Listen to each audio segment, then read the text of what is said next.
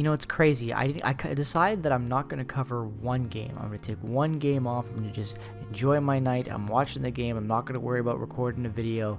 And of course, that's the game where all hell breaks loose for the Winnipeg Jets. Not only is Kyle Connor injured in a terrible knee-on-knee collision, but they're also losing that game to Anaheim 2-0. And it's not looking good. And then all of a sudden, the Jets score 4 unanswered, they rally, and they're able to come back and win by a final score of 4-2. And that's great. And you're thinking, damn, that's awesome.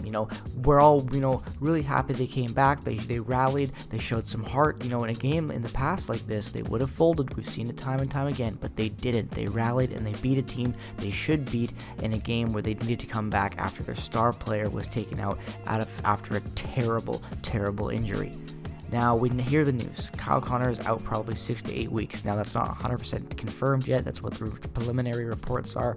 Obviously, he's going to be reviewed by the own doctors in Winnipeg, so he's going to miss the next game for sure. He's back in Winnipeg, so we're going to hear more probably in the next couple of days. But nonetheless, though, after that Ducks game, I'm feeling pretty good about the Jets. I'm liking the way things are going. I'm nervous about the whole Kyle Connor situation, but they're playing the Sharks. That's a good team for them to be playing after losing their star player. Kind of use them. They're a good team. They're gonna fight hard. So use that energy that San Jose is gonna bring. And they're not a good team. Let me take that back. But they're a team that's gonna fight. They're not that team that lost 11 games in a row to start the year. They are a damn good team. So compared to where they were then to now, I'm saying damn good, and I'm using that way too carefree. And I understand that. Bear with me. But nonetheless, I thought this game would be a lot better of a matchup. The San Jose game starts tonight. Jets lose 2-1. And it should have been like a 6-0 loss. Laurent Brossoit, again, being incredible tonight. He's been fantastic as of late, and you love to see it. But the team at tonight just stalled. Just no effort up front, no killer instincts, just nothing. They could not buy a goal tonight. Even the goal they got from Brendan Dillon, it was a lazy tip shot that wasn't even going in. It was redirected in by the San Jose Sharks goaltender. It wasn't even a tip shot. We all thought at first that, maybe that was Nemeskov's goal in front, or was that a tip? I don't know. Was that needed? But either way, it wasn't a tip. Dillon's shot, it was going wide. It was tipped by the goaltender. And that's the only goal the Jets get tonight. You look at the shots on that, 37 shots on net, and they just were not able to buy any real dangerous threats. And when they did, they were stopped. They just could not get anything going. And, the defense tonight, they were chasing the puck. There was scramble hockey for 60 minutes tonight, and it was just not entertaining, and it was a little worrisome because, like I said, this was an important game because, it's the first game with Kyle Connor out. He's the best forward this year without a doubt, and you're going to need to, show some life. You rallied the game 2 days ago when you played Anaheim. Now you come into San Jose and beat a bad team, and the Jets failed to do that. This is very reminiscent to a game last year, ironically against the San Jose Sharks, where the Jets lost 2-1, almost identical games. They just could not buy a goal. No matter how many opportunities they had, the Jets just failed to get any real danger to the net and capitalize on anything. And that's exactly what tonight was, and it just sucks because you look at the standings. Tonight the Jets had a legit chance to jump back in front and take first place in the Central. Because they held it for about an hour, but the Avalanche came back and took it. They still have one game in hand on the Avalanche. They have 34 points. The Avalanche have 36. The Stars have 35. So yes, the Jets are still right in it, but the Predators are still there. The Coyotes are going to be an interesting team. It'll come down to the wire in the Central this year for sure. So these games are important.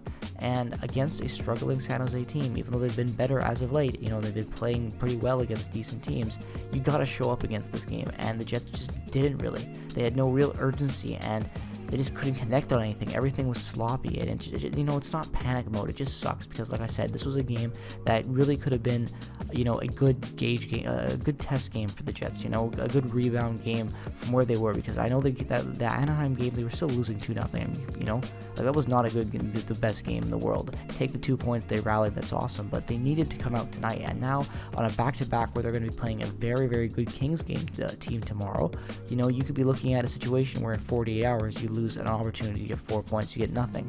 You know, and that is not a good look for the Jets right now, especially when you have the Stars, the Avalanche. They're surging right now, especially with the Predators coming up too with 32 points. The Jets have 34. You know, everything's really close in that stretch.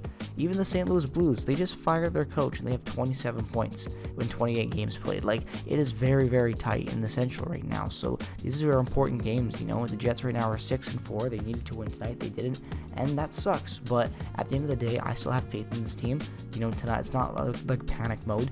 You know, there was a lot of crap tonight that I didn't like, and I'm not going to get into, but Logan Stanley needs to go. The coaching staff, you know, was just scrambling out there, it seemed like, throwing out random lines. The blender was in full effect, and it did not work tonight. I did not like seeing that. And yeah, for the next game tomorrow, I expect a much better performance. And shout out to Laurent Brossoit, because he was the only shining light tonight on the ice. But yeah, the Jets need to be better. You know, I do not want Logan Stanley in tomorrow. Declan Chisholm needs to be in. And hopefully they can get some more life and they can get some actual power play opportunity, because tonight the power play was god-awful, as it has been for a majority of the season. So let me know your thoughts down in the comment section below, as always, on what your thoughts were on this game, what you think the Jets need to do to be better and win the game against the Kings today, tomorrow, whenever you're watching this video. So let me know your thoughts down in the comment section below. As always, peace, love, and positivity. As always, go Jets go. Make sure to subscribe and follow me on Twitter, and check out all the affiliate links down in the description below. Have a great rest of your day, and I'll see you guys in the next one.